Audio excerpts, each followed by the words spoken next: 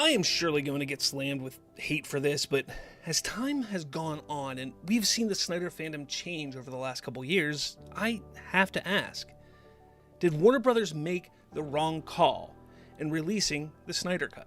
For all the good the release of the Snyder Cut fandom did, the Restore the Snyderverse fandom has done just as much, if not more, bad. From bullying and threats to asinine protests and ridiculous Twitter events, it's hard to look at the fanbase and not get aggravated. There are absolutely those within the fandom who have continued to prove they are happy with what they got, but there are a sect of fans that aren't as honorable and have tarnished not just a fanbase, but director Zack Snyder's name as well. Without a doubt, I was ecstatic when the Snyder Cut was announced and eventually released. Even when the Restore the Snyderverse campaign began, I was on board and just as hopeful as everyone else. Of course, as time went on and nothing happened, I continue to warn everyone that time was not our ally here. Sure, the way Warner Brothers handled everything was rather pathetic, never addressing their DC plans or even being honest with their intentions. But you can't solely blame them for the way the fans have acted the last 2 years. The thing is, this victory of the Snyder Cut being released was not just one that the Snyderverse fans could get excited about.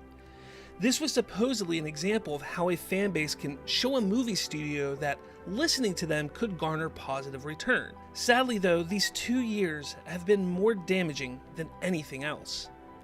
Studios who had their eyes opened in 2020 and 2021 are now not even paying attention to these sections of fans. And they most definitely are not relying on social media to gauge excitement like they used to. The Snyderverse fandom allowed this perceived victory to spoil them into thinking they had more power than they actually had or have.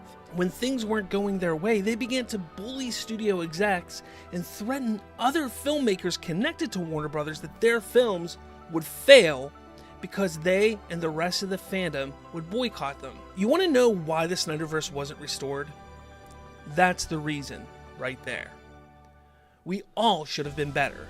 And while I absolutely loved Zack Snyder's Justice League, seeing what monsters have been created from its release has proved to me that perhaps it would have been best that it was never given life.